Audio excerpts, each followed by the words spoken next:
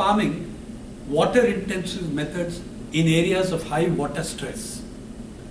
In the Deccan Plateau, we are now sinking wells according to the Groundwater Supply Department of Maharashtra.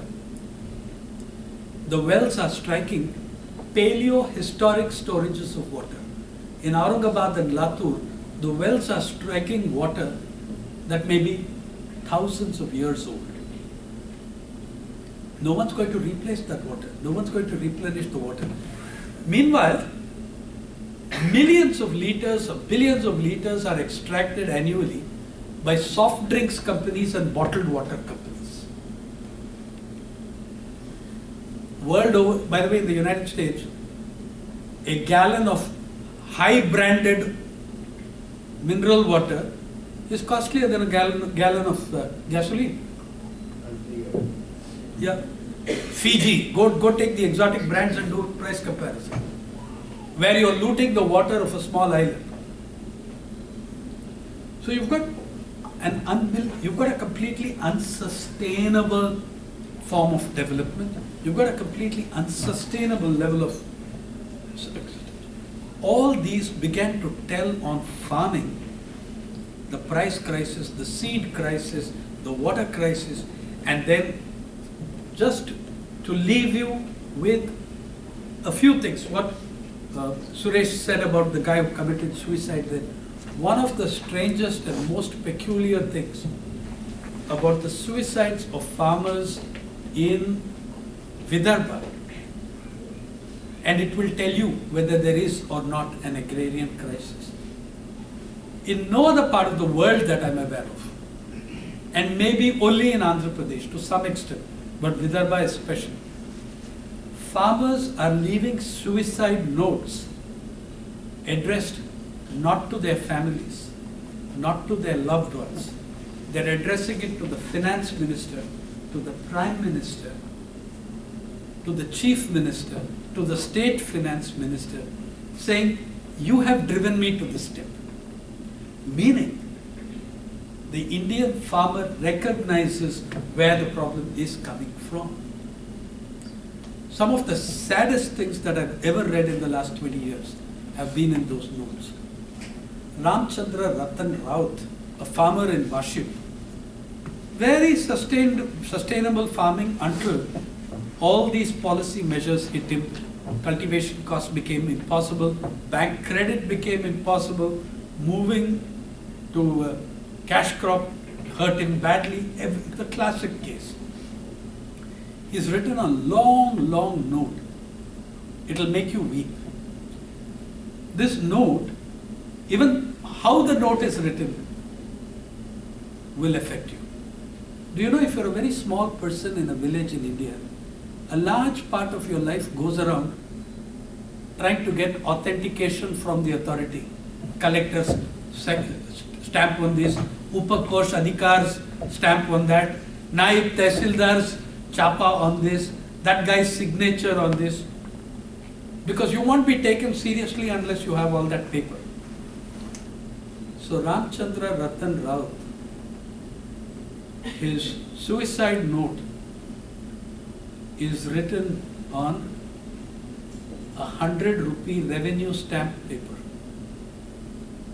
signed by the Upakosh Tehsildar. He got it all correctly done and wrote it. Why? Because he wants you to take his note seriously. And in his lifetime, no document was ever taken seriously until it had the revenue stamp and the chapa of the court and the authority. In that he says, he addresses the Prime Minister and the Finance Minister and says, all I ask you, he says, I can't take this anymore. My farming is destroyed. All I ask you is to see that the bank does not harass my family. And he describes what the money lending systems have done to him. Rameshwar Lokar in Varta, his suicide note is addressed to Manmohan Singh. And he notes that Manmohan Singh was also an economist and a finance minister. And he says, after you visited us in Vidarbha, I had hopes. I went back to the bank and was treated with the same contempt as earlier. Now what hope do I have? He takes his life. Babban Rao, a young fellow, last year took his life, has written a note. The children of the rich go to private colleges where they can afford the fees to become an engineer or a doctor. Where does the child of a farmer go? The children of the rich grow up watching and playing in IPL.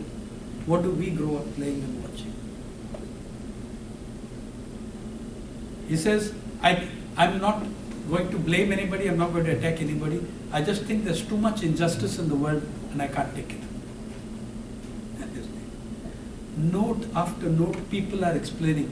One guy's note is like, it's a translation of Charles Dickens from the 1880s, from the 1800s, on earlier 19th century descriptions on money lending and the nature of what the breakdown in credit has done. Your farmers are writing, they're telling you their stories. They're telling you what's gone wrong.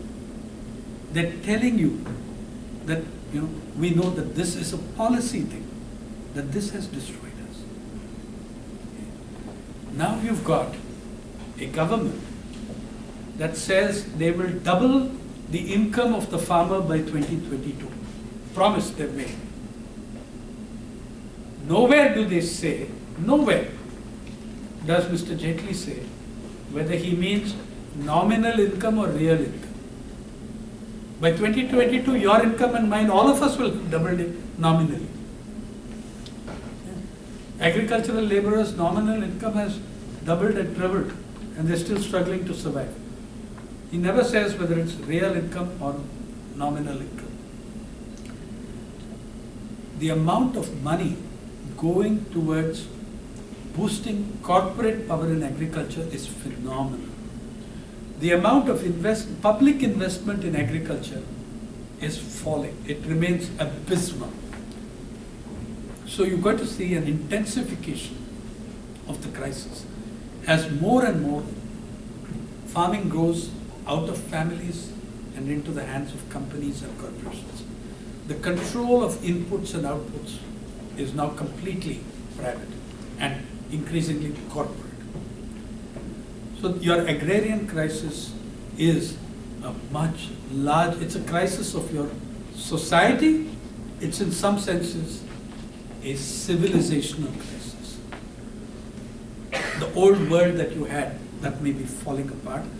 What's replacing it is not great. Much of rural India, I think there are many things that I want to have die. Like I want to see untouchability die, I want to see caste die. But in fact, the worst elements are getting reinforced. The most progressive and what's beautiful, that's dying. I stop there. Thank you. Thank you very much. I think the way you said it summed up pretty much everything. The crisis of farming is nothing but a crisis of civilization. And the responsibility is on every single one of us, and Sainath did a tremendous job in helping us understand how the crisis of policies, from the crisis of credit to crisis of water, and in short, it's the crisis of civilization. So with that, I'll open for some Q&A sessions. While you gather your thoughts and questions, make sure the question is concise and to the point. In the meanwhile, I'll just get some water and tea. Yeah. Can I have tea? Sure. And you want to eat some snacks as well? Tea is good. Not tea is good. Just a piece of paper. Yeah. My question is. Yeah. Can I borrow your pen? Yeah. Yes. I had this dream of listening to you live, and that's like, for me, it's like something really big. So I have like few points I just really want to know. They may be very basic, Sure. but I would be blunt because that's where the society has become so blunt. Because that's what I face when I ask about farmer, that the taste of the mouth changes. Nobody is interested. When you said the last sentence, I totally with you that this is not an agrarian crisis, it's a civilizational crisis, but is farming still a civilization? That's the problem of middle class. I don't understand anything about farming. I don't connect with what you're talking. You know, that's the real crux of the problem. And second thing, if the injustice is growing so high, why there is no revolt? Why there is suicide? Yep. People are killed on the name of religion, but people are not killed for killing the people, Yep. pushing them to killing. Yep. There's a PM who talks about smart cities on the top of a crisis where lakhs and lakhs of people are dying. How can he even dare to talk? And he is the so-called the mass leader of the most popular leader after the independence. Never understood. Nobody has that guts to even say that, even though they are doing the same thing. Even Manmohan Singh never said smart cities. So one last thing. You talk about migration a lot. Why migration is very bad? When it makes me rich. Okay. That's all. Okay. Shall I take two other questions? So do three and then answer them? Or do you want me to go at this? Yeah.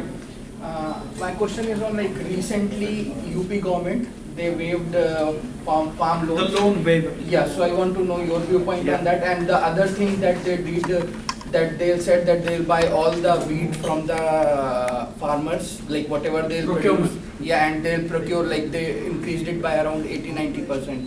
So like, do you think that these things are going to help farmers? Yeah. Okay. One more and then I can add. The last point you said on that, the more and more corporate farming or that farm. Recent government, central government asked states to increase the contract farming, where state governments were asked to reduce the market cess from 1% to 0.25% for the contract farmers. But actual farmer is charged at 1%, but contract farmer is 0.25%. yeah. And Yeah. I don't understand the logic. Okay. One more and then I'll, otherwise I'll forget. Lose the thread. It's always I'm trivialized by how do we get the point across to the public in India not being compassionate about this and always being dismissive whenever we talk back home. Yes, this is very, please, can you address this question? How to talk to people to make them understand the problem is not somebody else's, it's my own. One thing I think that a lot of your concern and focus is on the middle classes. Yes. I actually find there is far more compassion amongst the general public on the farm issue than there is amongst intellectuals, economists, prime ministers and ministers. I find that a lot more ordinary people react much more positively to the crisis of farmers. That is my experience of having covered this issue for 20 years. Okay, but let me begin with this contract farming thing. I'm just going so because the first one is not one question; it's 3, 4, 5 questions. I'll come to that in the end. One, as it is, a hugely growing phenomenon in India is, see what they meant by contract farming. They would bunch the farmers together, but individualize their bargaining powers. Okay, so PepsiCo goes and makes contract farming. I am, say, PepsiCo, you're the farmer. You make a contract with me. You have 2 acres, 3 acres. You have 2 acres or 3 acres. On that you will grow tomatoes only, and only that variety of tomato that PepsiCo uses. Now that variety of tomato, the seeds may have to come from somewhere else. They are not your seeds. So I give you a contract and I say, I'll give you 3 lakhs for your output. You grow these tomatoes for me on 1 acre, 2 acres, whatever. I'll give you a contract for this. Now firstly, you're growing a variety of tomato that is not consumed locally. Hmm? It goes into the product of a corporation making very centralized decisions about what tomatoes it will use. This is also the case with sugar. Many Caribbean and other sugar growers are now devastated by the move of Coca-Cola and Pepsi into sugar substitutes. Okay? What happened to all those contract farmers? What happened to all those contract farmers who are making that sugar? Now there's no longer a market. When things go wrong in Punjab, as they do, you cannot go and sell your tomatoes on the market when you have pledged your product to Pepsi. No one wants your kind of tomato. Punjabis make their own tomato, eat it. Third, a year later, I unilaterally say, price has fallen.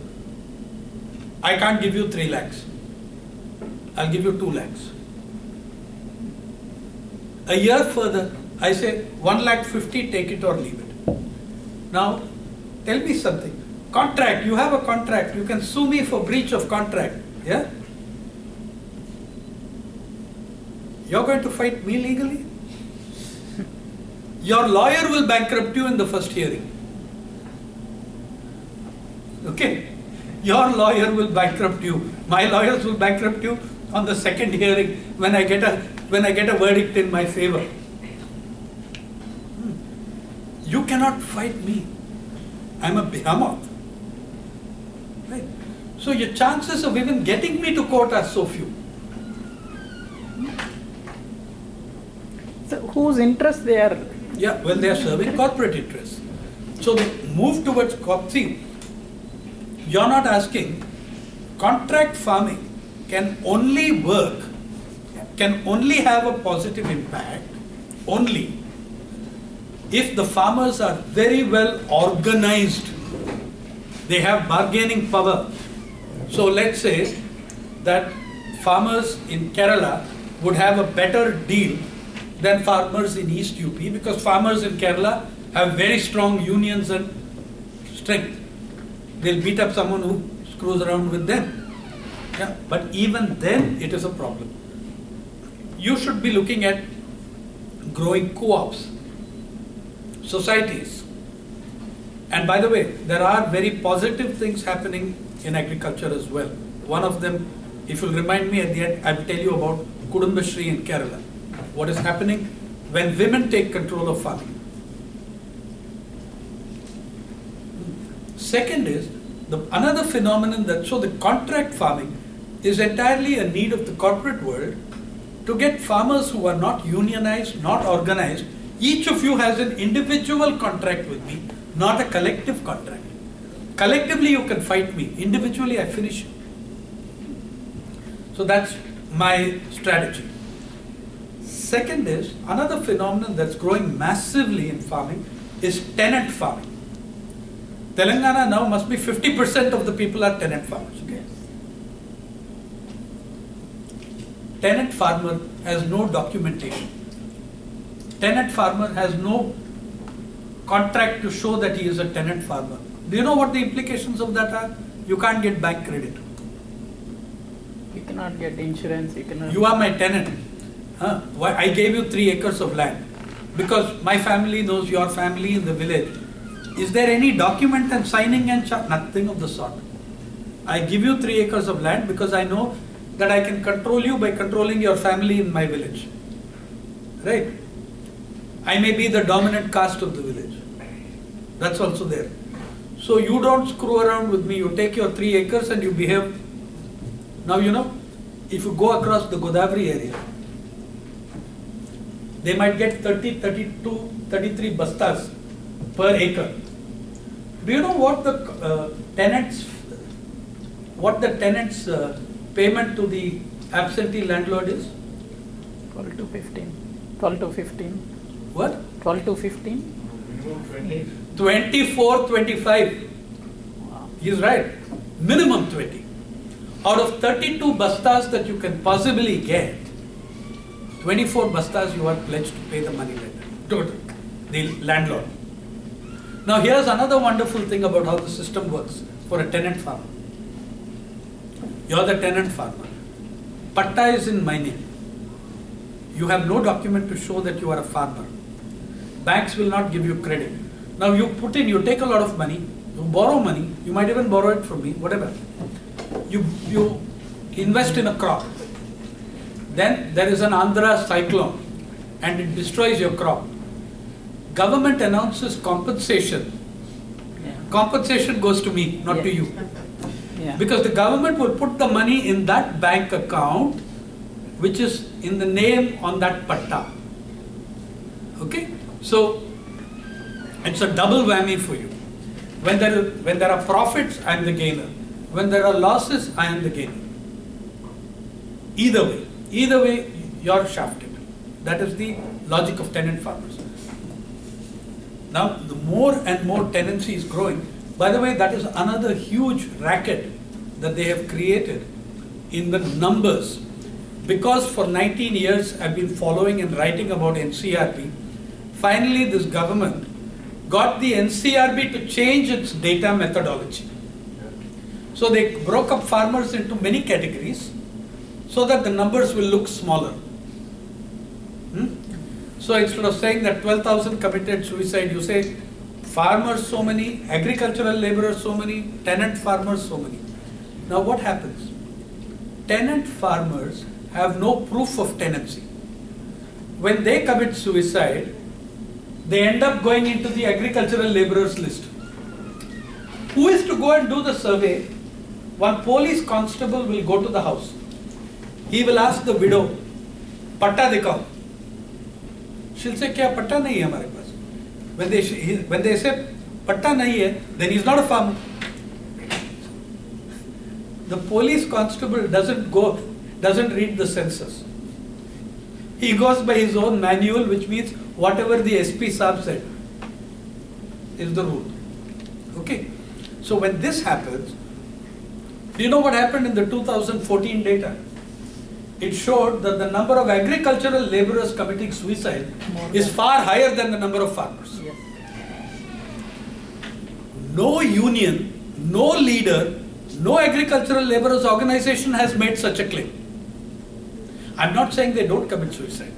I'm saying that the idea that they're committing suicide in larger numbers than farmers was created not by the ground reality, but by definition. This year again they've changed it further. All my friends unfortunately blame this on me, saying you've been troubling them, they are responding to you, which may be true actually. But they have destroyed the integrity of the farm. Another thing that might happen this year, any moment now, the legislative implementation will take place of decriminalization of suicide. After this, a government can say, it's not a crime, why should we keep the data? NCRB, National Crime Records Bureau. Okay? So they need not have, I argue that they have to keep it because the NCRB also counts accidental deaths. And suicide is not a natural death. So that's the thing. This is the contract and the tenant farmers are the most vulnerable and they're being really shafted. And that is what the corporate power wants and that's what governments are going to do. Second, the loan waiver, and if they actually increase procurement, I will support it. Yeah? One part of the crisis has been non-procurement. So if that government increases one of the few governments that actually increased procurement twice in a big way was Raman Singh's government in Chhattisgarh. I supported it. Okay? He actually was the only government that built new storage facilities. Elsewhere, all these governments, including UP, everywhere, they leased out private space, storage space. So in Punjab, FCI godowns were being kept in whiskey godowns, in beer factory godowns. They've leased the space from them. There must be public storage, which ensures the farmer's crop is in good shape and he can hold for a while while selling. But procurement, I am very skeptical that they will do it. As I said, when Raman Singh did it, I supported it, I spoke about it, I wrote about it, I said this is a good thing. I don't believe this will actually happen. Second, see, the business of loan waiver is a joke. Nationally, there have been 2 loan waivers for farmers, 2. One was 1989, one was 2008. In 1989, Chaudhry Devilal, right, who was then Deputy Prime Minister in the government, VP Singh government, he announced a loan waiver which was 10,000 rupees for every farmer. And that was it. Not much money. In this 2008 national loan waiver, I said it then, I say it now, it was a fraud. Why? And it was a knowing fraud of Mr. Sharad Pawar. What did he do? And I come to 2 separate things. I'm saying that this loan waiver is a pathetic kind of instrument because really very few farmers get anything waived. First and foremost, know that the loan waiver is only for bank loans, not for private money lender loans. The bulk of loans of the farmer now are from the sahukar, from the private sector. So when the loan waiver took place in 2008, RBI statistics said that 52% of farmers don't have accounts. Those are the farmers who needed waiver. They never even came into the picture, number one. Number two, Mr. Pawar did something which only Pawar could do. He knows farming. He did it deliberately. He converted, he said, 5-acre cutoff point. If you have more than 5 acres, you cannot get the loan waiver. You know what? He made no distinction between irrigated land and unirrigated land. Unirrigated land holdings are much bigger than irrigated land holdings. Okay. Now, Western Maharashtra, Pawar's area, has 80% irrigation. Everybody there will have 2-3 acres, 3-4 acres. Mr. Pawar might have 3,000 acres under different names. But mostly it will be small. You go to Vidarbha, average land holding is 7 acres. Why? Because every poor Banjara, Dalit will have 10 acres, 12 acres on which he produces nothing. See, you can be a Jamindar if you have 5 acres in Godavari, and you can be a poor peasant if you have 55 acres in Barmer, Rajasthan. Agreed? What he did by creating this cutoff point without distinction, you should have a different cutoff point for irrigated and not. So he saw that the benefit went entirely to the irrigated farmer. Maharashtra has 36 districts. 53% of the waiver value went to the 6 districts controlled by Mr. Pawar, by this one method. Third, within those farmers, he favored sugarcane farmers as against other farmers. How did he do that? They made the cutoff point for the credit waiver March 31st, 2008. The cotton farmer starts taking credit in April and May. The sugarcane farmer has already been taking credit in December and January. So he gets 1 extra year in the waiver than the cotton farmer did. Okay. So this is why I say it was, I'm glad that some people got a benefit, but I'm saying it was not a correct instrument. A much better system occurred in Kerala, where Professor Prabhat Patnaik was Deputy Chief of the Planning Commission. They had a Justice Hassan Ghafoor Agrarian Crisis Committee for the districts.